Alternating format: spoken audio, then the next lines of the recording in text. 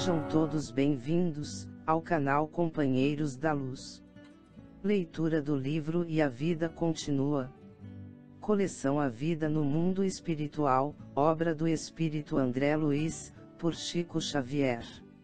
Iniciemos então a leitura do capítulo 18. O retorno. Enfim, a volta. Ambos, Evelina e Fantine, manifestavam o contentamento de crianças em festa. A primeira vinda ao lar, após 2 anos. As despedidas, antes de se incorporarem à reduzida equipe de companheiros que tornariam ao domicílio terrestre em condições iguais às deles, recolheram de Ribas a recomendação. Vocês representam nossa cidade, nossos costumes e princípios, portem-se na base do novo entendimento. Se precisarem de auxílio, comuniquem-se conosco pelo fio mental. Um abraço e os votos de felicidade para a viagem. Quando o veículo pousou rente à Via Anchieta, no ponto em que a estrada se bifurca, descerrando o caminho para São Bernardo, o pequeno grupo dispersou-se. Cada excursionista era um anseio itinerante, cada qual um mundo vivo de saudades. O dirigente da caravana e responsável pela viatura marcou o regresso para o dia seguinte. Que os viajantes se reunissem, ali mesmo, esgotado o prazo de 20 horas. Nossos amigos respirarão, maravilhados, o vento brando que os saudava. Surpresos. Felizes. Custavam a crer estivessem na entrada de São Paulo. Embevecidos, contemplaram o céu lavado e imensamente azul do entardecer de maio. Em torno, rajadas de frio neles fixavam recordações de tempos idos. Caminhavam sob fascinante júbilo a lhes povoar o coração. Era, sim, a cidade para eles familiar, a terra que amavam. Inalavam sofregamente o aroma das flores e sorriam para os ocupantes dos carros que, naquele fim de sábado, desciam para Santos. Evelina, que trazia a mente e o coração absorvidos pela imagem do esposo, em certo trecho do caminho perfilou-se diante de Ernesto, qual se buscasse nele um grande espelho, e indagou com ternura ingênua que opinião era a dele, na posição de homem, quanto à apresentação dela. Queria estar nas mesmas características de simplicidade e bom gosto, com que o marido estimava encontrá-la no refúgio doméstico. Sabia que a situação era outra. Serpa não lhe identificaria a presença, do ponto de vista material, tanto quanto lograria vê-lo. No entanto, ouvira dizer que as pessoas saudosas enxergavam os amados distantes com os olhos da alma, qual se trouxessem um televisor no pensamento. Se Caio tivesse emoções e ideias concentrados nela, certamente lhe registraria os afagos, ainda que para ele tudo não passasse de simples memória. Ernesto riu-se ao ouvi-la e elogiou-lhe a perspicácia. Fitou-lhe o penteado e o rosto, pediu reajuste nas dobras do vestido e aprovou os sapatos, a feição de um pai, encorajando a filha para a exibição num baile de debutantes. Depois, acusou-a com graça, asseverando que não lhe toava bem tão alta demonstração de coquetismo. A senhora justificou-se, assegurando-se convencida, quanto às preferências do esposo. Ambos, em suave tete-a-tete, já pisavam o bairro do Ipiranga, onde Evelina esperava encontrar o companheiro na mesma casa que lhe fora teatro à sorte. Aos trancos, eis que se lhe transfere a alegria para a inquietação. À medida que se avizinhava do ninho antigo, oprimia-se-lhe o peito. Mesclava-se-lhe o regozijo com imprevista angústia. E se Caio não estivesse na altura em que ela o situava, amoroso e fiel? A dúvida cravou-se-lhe no espírito, como estilete envenenado que lhe varasse as entranhas. Ernesto, você tem alguma intuição, quanto ao que nos espera? Imagine você que, justamente agora, Estou amedrontada, tenho as pernas bambas. Emoção. Que mais? Fantine deitou um olhar de funda gravidade para a companheira e glosou. Evelina, você recorda nossas lições para Mancini? Como não? Mas, que tem isso a ver com o nosso problema? Meditemos. Por meses e meses, temos falado a Túlio, você de modo especial, relativamente às coisas da alma. Abnegação, compreensão, serenidade, paciência. Ensinamentos dados e recapitulados, ilações e repetições. Sim. Você não admite que o instrutor Ribas, com tantas explicações sobre amor e casamento, serviço e espiritualidade, para nós dois, não terá feito o mesmo, a nosso benefício. Não acredita que ele, o dedicado amigo, conversando, às vezes de maneira exaustiva, não estaria sendo para nós um professor, enxergando longe. Estejamos preparados para mudanças. A senhora desconversou. Mudou de assunto. Asseverou-se receosa, algo fatigada. Se possível, aceitaria algum descanso. Não desejava acercar-se do marido com qualquer indício de mal-estar. Ernesto propôs alguns minutos de repouso nos jardins do museu. Rumaram para lá, acolhendo-se ao pé de fonte amiga, cujas águas pareciam guardar o poder de acerenar-lhes os pensamentos. Como que contagiado pelos temores da companheira, Fantine, de repente, acusou-se amuado. No exato instante em que se abeirava da mulher e da filha, esmorecia-lhe o entusiasmo que a romagem lhe causava. Ensimesmou-se. Evelina percebeu e passou a falar de alegria e esperança, encarecendo o mérito das ideias positivas. Assinalava ele as frases de vigorosa confiança a se derramarem no verbo da moça que se lhe fizera irmã e amiga, incapaz de aliar-se da taciturnidade que o acometera de súbito. A senhora Serpa, discreta, silenciou e, por fim, declarou-se disposta ao trecho final da viagem. Cavalheiroso, Fantine prometeu assisti-la, em seu primeiro contato com o lar. Que ela verificasse o ambiente doméstico. Se tudo lhe respondesse à expectativa otimista, viesse até ele que lhe aguardaria, nos arredores, o aviso conveniente e, então, deixá-la-ia com o esposo, até o dia imediato, enquanto que, ao mesmo tempo, se arrancaria para a Vila Mariana, onde contava rever a família. Evelina concordou, não lhe aprazia ficar a sós, nem lhe prescindia do apoio. 6 horas da tarde. A moça não mais via o céu paulistano, nem o casario, nem os transeuntes. Coração aos pulos, aproximou-se do lar. Atravessou o pátio de acesso e tateou a porta de entrada que lhe facilitou a passagem.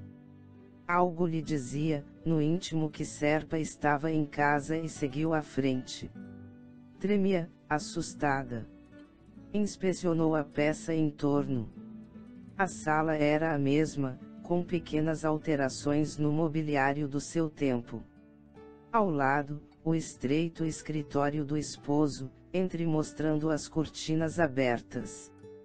Penetrou aí com a unção de quem avança, passo a passo, pelos recantos de um santuário. Os livros em ordem. De maneira súbita, surgiu-lhe a observação, atalaiada por diminuto vaso de flores, uma foto de mulher. Vasculhou as paredes, buscando o retrato dela própria, segundo velhas lembranças, mas não viu nem sinal. Acusou-se apunhalada por impressões negativas. Turvou-se-lhe o raciocínio. Fora substituída, de certo. Sentia a cólera prestes a explodir-se em crise violenta de lágrimas, no entanto, ganhou forças para rearticular nos próprios ouvidos as palavras do instrutor, portem-se na base do novo entendimento. Contrafeita, alcançou o interior, surpreendendo o pequeno jardim de inverno, que ela mesma instalara junto à copa, e o quadro de amor com que não contava, Serpa e a jovem da fotografia que examinara momentos antes. Caio acariciava a mão direita da moça entre as mãos, num gesto de ternura que ela, Evelina, conhecia à saciedade. Entre revolta e pesar, ensaiou o movimento de recuo. Terríveis calafrios lhe agitavam as fibras da alma, qual se estranha lipotimia a subjugasse de todo, anunciando-lhe nova morte. Quis correr e denunciar-se, ao mesmo tempo, gritar e afastar-se, para esconder a imensa dor no peito de Fantine, mas não pôde. Sem ser percebida pelos dois namorados, não teve outro remédio senão se acomodar em cadeira próxima, intentando refazer-se. Inquirições contraditórias lhe subiam à cabeça. Quem era a desconhecida? A mesma que lhe torturara o espírito, com os bilhetes endereçados a Serpa, adornados com beijos coloridos a carmim. Caio protestara-lhe amor eterno, durante os últimos dias da sua permanência no lar, e a que título rompera os votos que ela mantinha por relíquias do coração. A que laços novos ter-se-ia entregue o companheiro? Estaria casado ou se conservava menos responsável, à maneira do homem que brinca com os sentimentos alheios, menosprezando a vida que lhe reservava o futuro? Fitou ambos os circunstantes, francamente assombrada com a indiferença que revelavam diante dela. Pela primeira vez, depois da grande libertação, verificava que os sentidos físicos se enquadravam a limites rigidamente determinados, porquanto Caio e a companheira, muitas vezes, pousavam nela o olhar sem que a vissem, era, no entanto, obrigada a enxergá-los e ouvi-los, como qualquer pessoa terrestre comum, desde que não se arredasse dali. A senhora Serpa agoniava-se. Apesar do anseio de omitir-se, desertar, a emoção como que lhe interceptava os movimentos. De alma ferida, notou que o marido dirigia a outra aqueles mesmos olhares de carinho envolvente que lhe haviam pertencido. E mais, reconheceu o fio de pérolas que lhe fora presente de noivado, oferecido por ele mesmo, enfeitando o colo da rival. Chorou, irritada. Evelina, no entanto, embora trouxesse os pensamentos conflagrados, não mais lograva desfazer-se da sutil vinculação com ensinamentos da cidade espiritual que passara a se lhe erguer em residência. Por isso mesmo, percebe-a-se analisada no aproveitamento das lições que aprenderá ao contato de Ribas e de outros amigos da vida maior. Lembrou-se de Túlio, a quem tão repetidamente ensinara o desapego afetivo, e admitiu-se em condições de egoísmo e inconformidade talvez muito piores que as dele. Recorreu à prece, diligenciou humilhar-se, lutou contra si própria, concluindo que Caio desfrutava o direito de ser feliz como desejasse. Aos poucos, muito aos poucos, conseguiu acalmar-se, de algum modo, e começou a escutar o diálogo que se desdobrava, ativo, frente a ela. Você, Vera, blasonava o advogado, risonho, achou em mim um homem pacato e sincero, deve orgulhar-se disso. E como explica você o caso daquela dama indesejável no escritório? Não me venha com ciúmes. Um causídico não seleciona clientes à porta, sou um homem do povo e não posso negar-me. Quer dizer que não tenho o direito de zelar por nossas relações. Quem falou isso? O telefonema que recebi dessa lambisgoia me deixou arrasada. O que ela me disse de você? Se dermos atenção a tudo o que se comenta a nosso respeito, a vida seria impraticável. Mas eu não estou aguentando mais. Ora, aguentando o quê? A jovem que Serpa designava por Vera caiu em pranto. Ele atraiu-a de encontro ao peito, sob os olhos espantados de Evelina, e sussurrou-lhe aos ouvidos, depois de beijá-la várias vezes, na face: tolinha! A felicidade não é flor que se adube com lágrimas. Anime-se. Sou seu e você é minha. E, daí? Se ao menos estivéssemos casados, se ao menos pudesse usar seu nome, saberia como proceder com essas mulheres que infernizam a nossa vida. Bobagem. Você exagera tudo, já disse que caso com você, não sou homem sem palavra. Há quanto tempo espero? E há quanto tempo, também eu, aguardo solução ao problema de sua casa.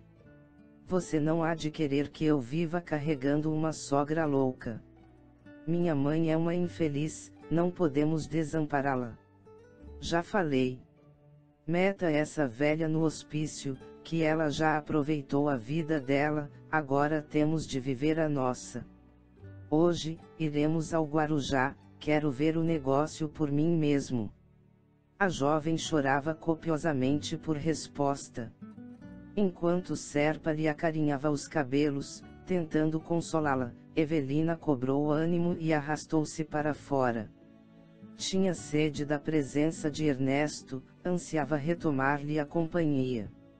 Impossível demorar-se no lar que reconhecia haver perdido, para sempre.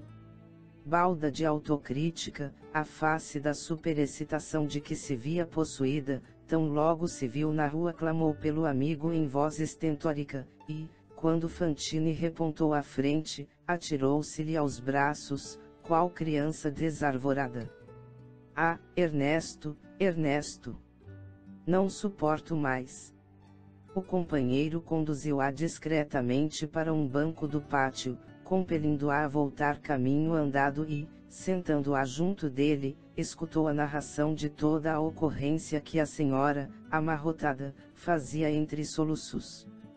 Fantine compadeceu-se, procurando esquecer as próprias apreensões. Não atinava com as razões da ternura que o levava irresistivelmente para a senhora Serpa, no entanto, aquele tempo de graves experiências, vividas por ambos em comum, convertera-o, para ela, num amigo incondicional. Ouvindo-a, compartilhador, tomava-lhe o partido. Esquecia-se. Enternecido, esforçou-se por asserená-la, expondo, conselheirão. Justo que assim seja, Evelina. Caio é jovem. Você e ele não formavam um casal de velhos, qual me acontece com Elisa. Admito que ele terá um lugar no coração, particularmente reservado para você, mas de certo experimenta as necessidades do homem comum. Mas a moça que está com ele é a mesma Vera que lhe escreve aos bilhetes de meu conhecimento. A mesma. Isso mostra que ele era infiel antes de nossa separação e prossegue infiel até hoje. Ernesto, afagando-lhe a cabeça num gesto paternal. Tenho pensado. Não acredita você que a morte nos entregou a nós mesmos e que Deus nos concedeu benfeitores abnegados, e estes nos ampararam e esclareceram a fim de podermos enfrentar as verdades que hoje estamos vivendo? Que teremos feito da existência no mundo? Um curso de egoísmo ou um aprendizado de abnegação? A voz dele estava encharcada de pranto íntimo. Teria você um esposo para amar ou para converter num objeto de enfeite? Falamos tanto em devotamento, quando jungidos ao corpo terrestre. Não será depois da morte o tempo mais propício à demonstração de nossas juras? Não haverá chegado o instante em que Serpa mais necessita de consideração e carinho? Não tanto pelas palavras, mas pelo tom em que foram ditas, viu-se a moça inclinada à piedade. Na tela da imaginação, começou a julgar o marido sob novo prisma. Caio era um homem jovem e os desígnios do Senhor mantinham-no vinculado ao envoltório físico. De que modo reclamar-lhe um roteiro de austeridade afetiva para o qual se achava ainda tão longe? Estivera reclusa, no mundo espiritual, por 2 anos, sem revê-lo sequer. Como criticar-lhe a conduta? E por que hostilizar a menina que o seguia? Não lhe vira as lágrimas de sofrimento, enregistrando os sarcasmos do esposo irrefletido e volúvel? Acaso, não conseguia enxergá-la, ocupando-lhe o lugar junto dele, recolhendo-lhe a dedicação incompleta e herdando as aflições que ela própria atravessara? Fantine desfez a pausa e arrancou-a da ligeira elucubração, justificando, sensato. Evocando as lições de Ribas, concluo de mim para comigo que os nossos instrutores impelirão você, à excursão corrente, para que você aprenda a perdoar e, quem sabe, talvez que essa moça... Talvez o quê? Contra-argumentou Evelina, ante as desmaiadas reticências. Talvez que essa moça seja a pessoa a quem você deva implorar a graça de ser nova mãe para Túlio. Temos estudado temas complexos de paixão e reequilíbrio, culpa e reencarnação, induzindo-nos a pensar e pensar. Por outro lado, Ribas mostrou-nos as necessidades de Mancini, sem oferecer-nos quaisquer sugestões. No entanto, sabem-os que o rapaz está por nossa conta, na presente fase de reajuste, depois de haver perdido o corpo físico pelo tiro de Serpa. Não admite você que Caio deve restituir-lhe a experiência terrena com a devoção e a ternura de um pai? E que melhor ocasião encontrará você, além da de agora, para exercitar os ensinamentos de Jesus, amando aquela que considera inimiga e transformando-a em instrumento de auxílio, a benefício do homem endividado que você ama?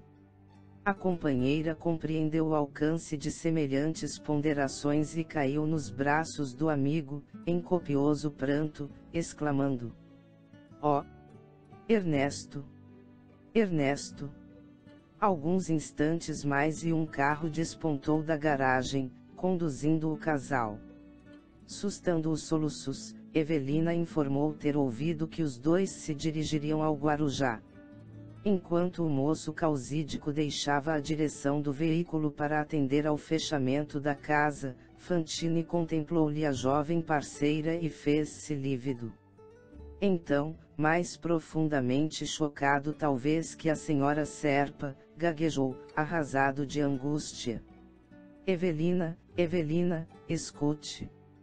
Esta moça é Vera Celina, minha filha." Chegamos ao final deste capítulo.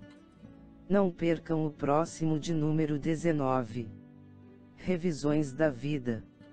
Muito obrigado, boa reflexão, que Jesus abençoe a todos.